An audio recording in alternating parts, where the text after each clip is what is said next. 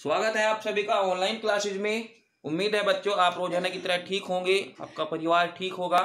आज हमारा जो पार्ट 72 वीडियो है उसमें हम रुधिर कणिकाओं के बारे में पढ़ने वाले हैं। प्यारे बच्चों, इससे पहले भाग में मैंने आपको बता दिया था प्लाज्मा के बारे में, क्योंकि जो प्लाज्मा है वो भी इसका सेकंड भाग यहाँ पर आज हम पढ़ेंगे। उसका नाम है रुधिर कणिकाएं। प्यारे बच्चों, जो रुधिर कणिकाएं होती है वो हमारे ब्लड का 45% भाग बनाती है, यानी कि 45% भाग बनाती है। एक बात आप अपने माइंड में नोट कर लीजिए बच्चों, जो मैं आपको बात यहाँ से बताता हूँ वो कहीं ना कहीं आपकी क्लास के ही नहीं बल्कि आपको जो जीवन में जो विभिन्न प्रकार की परीक्षाएं देने को मिलेगी उसमें भी इनसे क्वेश्चन बनते हैं, ठीक है ना। तो जो भी मैं आपको यहाँ बात बताता हूँ उसको आप जरूर अपने दिमाग में या कहीं नोट करते रहिएगा, ठीक है ना। जीके के क्वेश्चन बहुत ज़्यादा बनते हैं इनमें से। तो अगर हम रुधिर कणिकाओं की बात करें तो कितनी होती है? 45% रुधिर कणिकाओं की मात्रा होती है और 55% प्लाज्मा की मात्रा होती है। हम पढ़ चुके हैं, ठीक है ना। कितनी होती है? 45% रुधिर कणिकाएं होती है, ठीक है। ब्लड कार्पल्स जिसको हम कहते हैं। प्यारे बच्चों, दो तरह की होंगी, एक लाल रुधिर कणिकाएं होंगी और एक श्वेत रुधिर कणिकाएं होंगी, है ना। तो हम इनको अलग अलग खंडों में बांट कर पढ़ेंगे। पहले हम रेड की बात करेंगे कि जो लाल रुधिर कणिकाएं हैं वो क्या है। प्यारे बच्चों, चूंकि नाम से पता चल रहा है लाल रुधिर कणिकाएं, मतलब कहीं ना कहीं रंग की बात कर रहा है, ये लाल रंग की बात कर रहा है, बिल्कुल।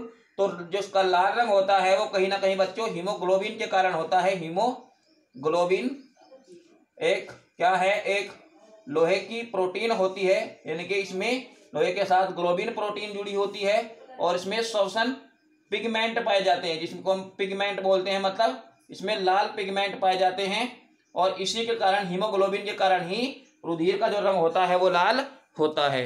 अगर आपसे कोई पूछता है कि रुधिर का रंग लाल क्यों होता है तो किसके कारण होता है? हीमोग्लोबिन पिगमेंट के कारण होता है।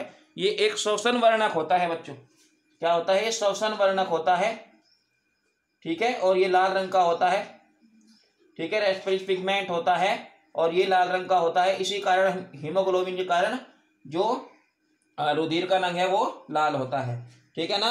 याद रखिए बात, हीमोग्लोबिन के कारण ही रुधिर का रंग लाल होता है, ठीक है। अब बात करेंगे बच्चों इनकी संख्या की। एक अगर हम संख्या की बात करें तो कुल हमारे ब्लड का, ठीक है, कुल ब्लड में ये लगभग 45 से 55 लाख, कितनी? 45 से 55 लाख तक, ठीक है, प्रति घन मिमी होती है। इनकी संख्या 45 से 55 लाख घन मिमी, ठीक है, होती है, ठीक है ना। याद रखिए बात।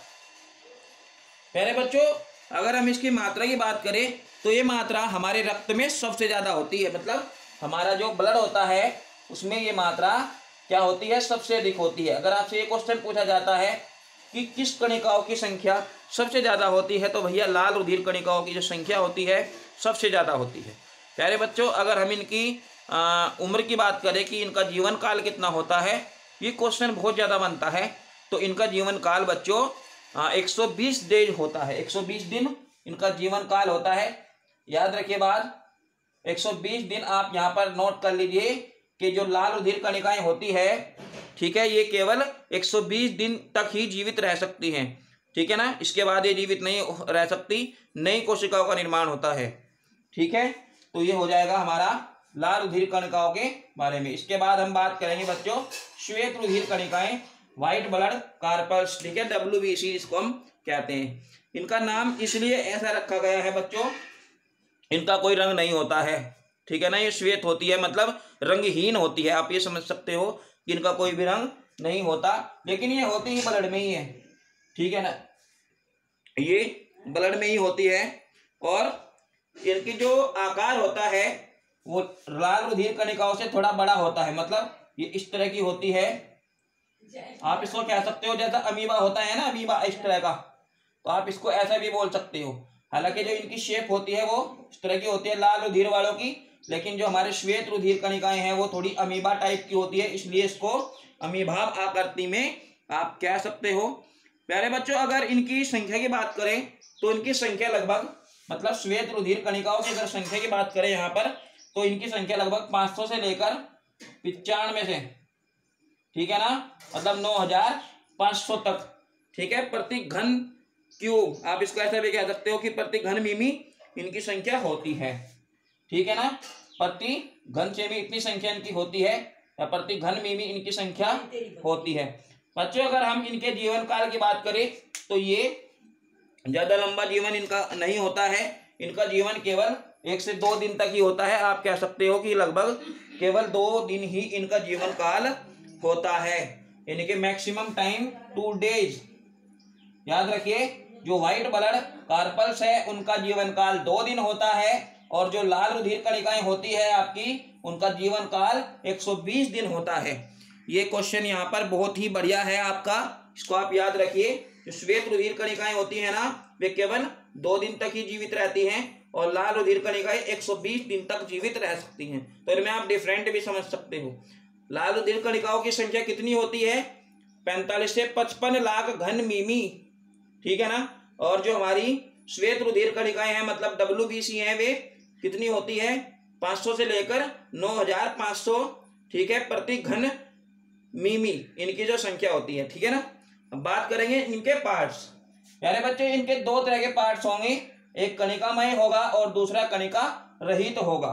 मतलब नाम से ही पता चल रहा है, कणिकामय मतलब जो कणों के रूप में होती है, और कणिका रहित जिसमें कण नहीं होंगे, है ना। अब देखो इसमें क्या होगा। एक है आपका कणिकामय मतलब जो कणों के रूप में होती है, ठीक है, एसिडोफिल्स, बेसोफिल्स और न्यूट्रोफिल्स। और जो हमारी कणिका रहित होंगी मतलब जिनमें कण नहीं होंगे, वे क्या है? लिम्फोसाइट है, मोनोसाइट है। तो प्यारे बच्चों, अगर हम सबसे पहले एसिडोफिल्स की बात करेंगे, सबसे पहले हम यहाँ पर एसिडोफिल्स की बात करेंगे। देख लेते हैं थोड़ा सा, इसका डायग्राम भी देख लेंगे। तो बच्चों, जो एसिडोफिल्स होती है ये WBC का 2 से 4% भाग बनाती है। 2 से 4% भाग ये WBC का बनाती है। और ये क्या है कि जब आदमी बीमार होता है, मतलब किसी ना किसी रोग से ग्रसित होता है, तो उस टाइम इनकी संख्या जो है बहुत ज्यादा बढ़ जाती है। याद रखिए एक बात, अगर आपसे पूछा जाता है कि किस रुधिर श्वेत कणिकाओं की संख्या आदमी के बीमार होने पर बढ़ती है, तो आप क्या कहोगे? एसिडोफिल्स की संख्या जो है, जब आदमी संक्रमित होता है किसी न किसी रोग से, तो इनकी संख्या बहुत ज्यादा बढ़ जाती है। ठीक है ना, और जो हमारी व्हाइट ब्लड कार्पल्स है उनमें इनकी कुल मात्रा जो होती है वो कितनी होती है? 2 से 4% इनकी मात्रा होती है। ठीक है, अब बात करेंगे बेसोफिल्स की। प्यारे बच्चे, जो बेसोफिल्स है ना, वो 0.5 से आपका 2% तक व्हाइट ब्लड कार्पल्स में होता है। ठीक है, जो बेसोफिल्स होता है वो कितना होता है? उसकी मात्रा होती है 0.5 से लेकर 2% के बीच में। प्यारे बच्चों, अगर हम इसके न्यूक्लियस की बात करें, केंद्रक की बात करें, तो इनका केंद्रक जो है वो 2 से 3 भागों में डिवाइड होता है इस तरीके से। ठीक है, यानी कि इनका जो केंद्रक होता है बच्चों, वो 2 से 3 भागों में बटा होता है। केंद्रक मतलब न्यूक्लियस, इनका जो न्यूक्लियस है वो लगभग 3 भागों में डिवाइड होता है। ठीक है, इसके बाद अगर इनकी जो इसमें जो पदार्थों का स्त्रावण होता है बच्चों, हिपेरिन, हिस्टामिन, इसमें जो स्त्रावण होता है वो हिपेरिन नामक एक, ठीक है, हिपेरिन का और हिस्टामिन का इसके अंदर स्त्रावण होता है। ठीक है, हिस्टामिन का इसके अंदर स्त्रावण होता है बेसोफिल्स के अंदर। ये भी एक कॉमन बात है, याद रखने की बात है, हिपेरिन और हिस्टामिन इनका यहाँ पर स्त्रावण होता है। ठीक है, तो ये इसका स्त्रावण करती है। इसके बाद बात करेंगे न्यूट्रोफिल्स की। प्यारे बच्चों, जो इनकी संख्या होती है ना, व्हाइट ब्लड कार्पल्स में इनकी जो संख्या होती है न्यूट्रोफिल्स की, वो 60 से 70% तक होती है इनकी संख्या। यहाँ बच्चों ये सबसे ज्यादा होता है इसके अंदर हमारे सफेद रुधिर कणिकाएं जो होती है, श्वेत रुधिर कणिकाएं जो होती है, WBC जो होती है, उनके अंदर अगर हम न्यूट्रोफिल्स की बात करेंगे तो कितनी होती है? 60 से 70%, ठीक है, इनकी संख्या होती है। प्यारे बच्चों, ये सबसे अधिक एक्टिव होते हैं। एक्टिव मीन्स सबसे ज्यादा सक्रिय होते हैं। अगर आपसे पूछा जाता है कि श्वेत रुधिर कणिकाओं में कौन से, ठीक है, कण जो है क्या होते हैं? सक्रिय होते हैं, तो आप किस पे क्लिक करोगे? आप न्यूट्रोफिल्स पे क्लिक करोगे। अगर आपसे बात ज्यादा की पूछी जाए, यानी कि परसेंटेज में ज्यादा बात पूछी जाए, तो क्या करोगे? 60 से 70% न्यूट्रोफिल्स होते हैं यहाँ पर ठीक है ना, WBC के अंदर। क्लियर है बात। इसके बाद बात करूंगा मैं कणिका रहित। कणिका रहित का मतलब है बच्चों जिसमें जो छोटे छोटे कण होते हैं ना वो एब्सेंट होते हैं, मतलब इसमें जो कण होते हैं वो नहीं होंगे। हमारी जो सफेद रुधिर कणिकाएं हैं वो दो तरह की होंगी, एक तो वे जिसमें कण होंगे और एक वो जिसमें कण नहीं होंगे। तो हम यहाँ पर इसकी बात करेंगे कणिका रहित की, जिसके अंदर छोटे छोटे कण नहीं होंगे। तो इनके लिम्फोसाइट होती है, मोनोसाइट होती है। बच्चों हम पहले लिम्फोसाइट के बारे में पढ़ेंगे। लिम्फोसाइट का क्या है यहाँ पर वो सुनिएगा, 20 से 30%, ठीक है, इनकी संख्या होती है। 20 से 30% इनकी संख्या होती है भैया, ठीक है। और ये छोटे आकार की होती है। इनका कार्य प्रतिरक्षी का निर्माण करना होता है, मतलब कहीं ना कहीं रोगों से लड़ने की क्षमता जो है इनके अंदर पाई जाती है लिम्फोसाइट के अंदर, ठीक है। अगर आपसे पूछा जाता है कि जो हमारे WBC है उसके अंदर किसके कारण प्रतिरक्षा होती है, तो लिम्फोसाइट के कारण प्रतिरक्षा होती है। इनकी मात्रा जो होती है 20 से 30% इनकी मात्रा यहाँ पर हो जाएगी, ठीक है ना। यानी कि कुल मिलाकर आप कह सकते हो कि ये कहीं ना कहीं हमारी सुरक्षा करती है, ठीक है ना, रोगों से लड़ने की क्षमता में हमारी हेल्प करती है लिम्फोसाइट, ठीक है। इसके बाद बात करता हूं मोनोसाइट की। पहले बच्चों जो मोनोसाइट होती है ना ये 2 से 10% के बीच में होती है। 2 से 10% के बीच में इनकी संख्या होती है। किसमें, WBC में जो मोनोसाइट्स हैं उनकी संख्या जो होती है 2 से 10% होती है। याद रखिए बात, 2 से 10% इनकी संख्या यहाँ पर होगी। और भैया इनका कार्य जीवाणु को भक्षण करना होता है। बैक्टीरिया जो होते हैं, जीवाणु जो होते हैं ना, जीवाणु उनको नष्ट कर देती है मोनोसाइट्स, ठीक है बच्चों। जीके का क्वेश्चन बनता है ये, ठीक है। 2 क्वेश्चन यहाँ पर जीके के एग्जाम में जरूर पूछे जाते हैं। जो पुलिस वगैरह है, SSC है, इसमें ये क्वेश्चन बहुत बार पूछे गए हैं। क्या कि RBC का जो जीवन काल होता है वो 120 दिन होता है, याद रखिए बात को।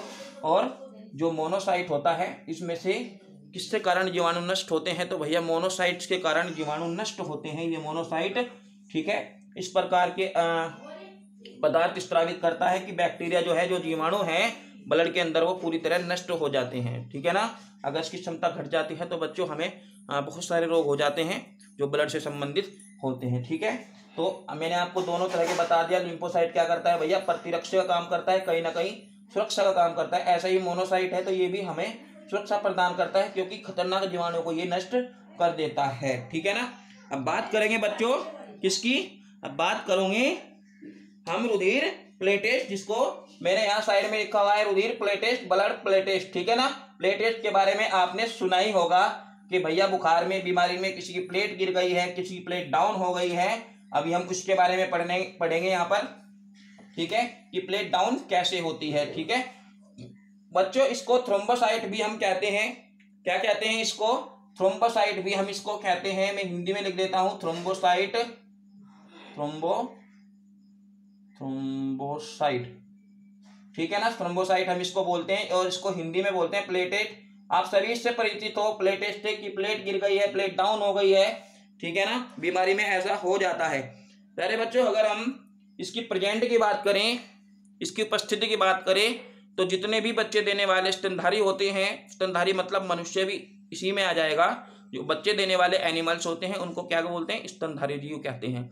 तो उनमें केवल उन्हीं के रक्त में ही ये थ्रोम्बोसाइट्स होता है, ठीक है। ब्लड प्लेटेस्ट होती है, उन्हीं के अंदर होती है। याद रखिए बात, केवल स्तनधारी के अंदर ही ब्लड प्लेटेस्ट होती है।